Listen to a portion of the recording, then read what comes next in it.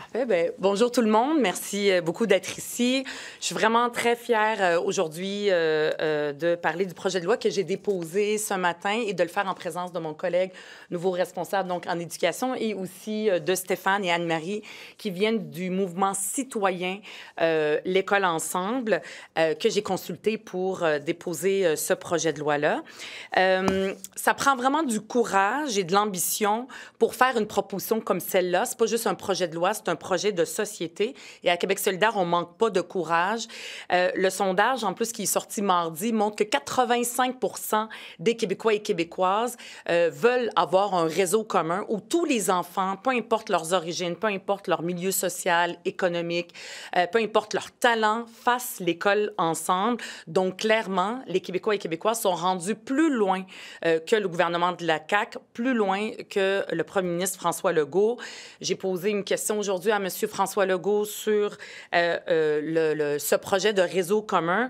Et malheureusement, ce que j'ai vu, c'est un premier ministre qui, malgré le fait qu'il dit que l'éducation, c'est une priorité, qui se met la tête dans le sable en disant « tout va bien dans le système d'éducation ». Tout va bien, Madame la Marquise, et il prend un indicateur pour nous dire que ça va bien, alors que clairement, notre système d'éducation est brisé.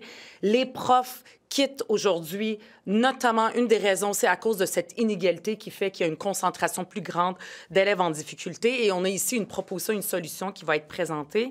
Je veux encore une fois vous remercier, Stéphane, Anne-Marie, pour tout le temps bénévole que vous mettez pour notre éducation, pour notre réseau d'éducation, pour qu'il y ait une vraie égalité des chances et qu'on arrête dans notre système d'éducation de ségréguer les élèves, de les diviser. C'est de ça qu'on a besoin.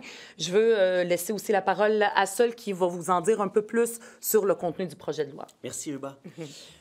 Juste avant de vous dire un peu en quoi consiste le fondement du projet de loi, je voudrais faire un commentaire sur les réactions justement du premier ministre aux questions de Ruba hier en Chambre qui démontraient vraiment qu'il n'avait pas lu le projet d'École ensemble. C'est ça vraiment que ça donnait comme impression. Et c'est étonnant parce que dans le réseau de l'éducation, en ce moment, quand on rencontre les syndicats, les fédérations de direction d'école, tous les acteurs du milieu de l'éducation, quand on leur dit « Avez-vous une position sur École ensemble? » Non seulement ils l'ont lu, ils en ont discuté, souvent ils ont des positions d'instances officielles dessus, puis sinon, bien, ils sont en train de le faire, puis tout le monde a quand même son avis personnel.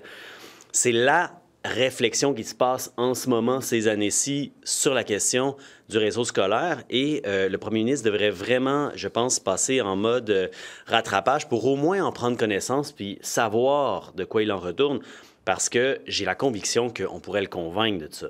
Alors, voici les grandes lignes de la composition du projet de loi. D'abord, il s'agit de regrouper au sein du réseau scolaire, d'un réseau scolaire commun, les écoles publiques primaires et secondaires ainsi que les écoles privées qui accepteront d'arrêter la sélection sur les notes, le comportement, la confession religieuse ou le sexe, mettre fin au financement public des écoles privées ayant choisi de ne pas intégrer le réseau commun, rendre accessibles les projets particuliers à tous les élèves qu'ils souhaitent et interdire tout processus de sélection des élèves dans les écoles du réseau commun, prévoir les mêmes conditions de gratuité et de financement au sein de l'École ensemble des écoles de ce réseau. Au sein de l'ensemble des écoles de ce réseau, pardon.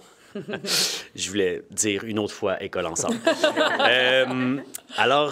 Bref, si les écoles veulent demeurer privées, elles devront offrir leurs services sans l'aide des fonds publics. Ce sera possible, mais le public ne paiera pas pour ça.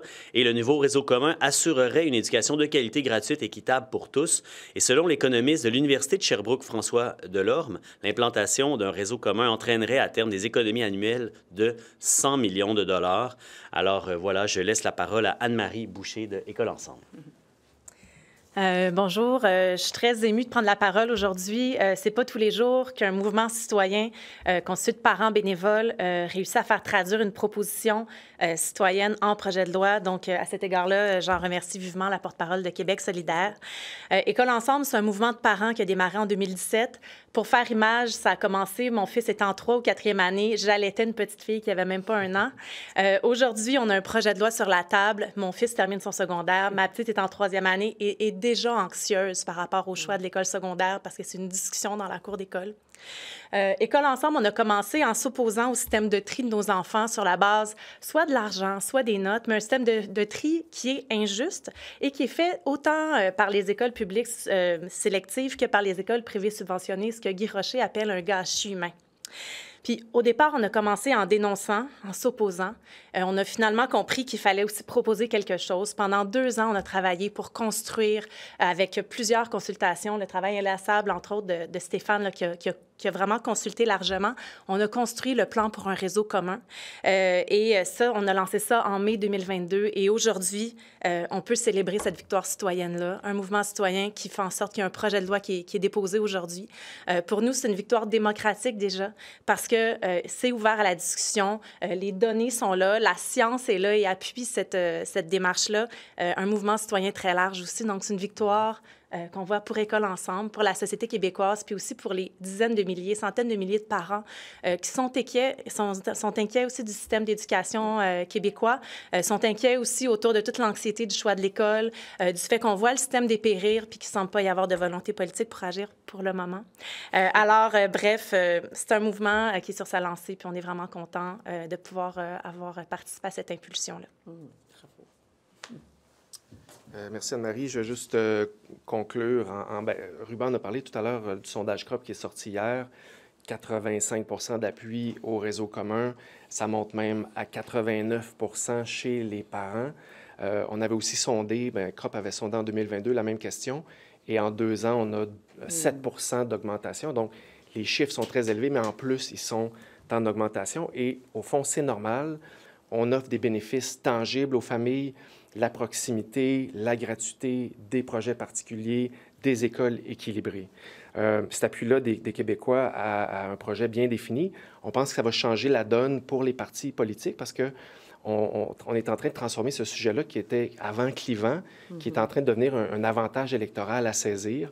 Donc, il y a un changement qui est en train de se passer. On voit que les partis se rendent compte que la cohésion sociale au Québec est mise à mal par notre système d'éducation qui divise les enfants. Il y a une préoccupation autour de la culture commune, du français, langue commune, qu'on voit maintenant dans tous les partis. Or, pour avoir une culture commune au Québec, il faut une école commune. On souhaite donc que dans un esprit transpartisan, je pense que c'est important pour Québec solidaire aussi, que les parlementaires se saisissent de ce sujet-là, en débattent.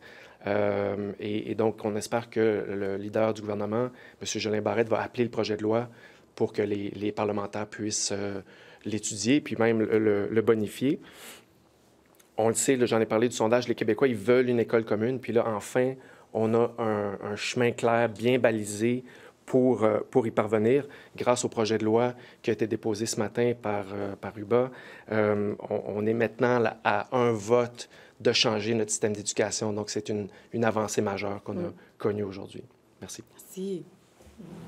Oui, j'avais quelques questions. Avez-vous évalué, premièrement, les coûts d'un tel projet? Donc, le réseau commun serait financé publiquement. Ouais. Ça représente quoi comme coût? C'est une bonne question, mais la vraie question, c'est combien d'économies, en fait? Parce que, vous le voyez, les écoles privées qui vont se conventionner, donc qui sont déjà financées par l'État, on va les amener à 100 de financement. Donc ça va coûter plus cher pour les contribuables. Mais toutes les écoles privées actuelles qui vont dire non, nous, on ne se conventionne pas, elles tombent à 0. Donc ça, c'est des économies. Et on a donné donc notre plan, comme Rubol disait, ou Sol le disait, à François Delorme, à l'Université de Sherbrooke, qui a calculé combien de coûts supplémentaires, combien d'économies.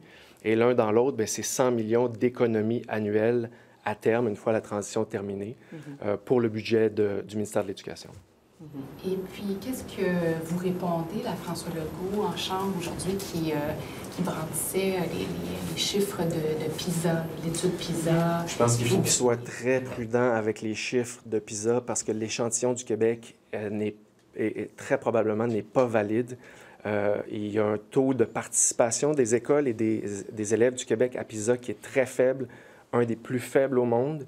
Si le Québec était un pays, il serait sorti de PISA parce que notre taux de participation est trop faible.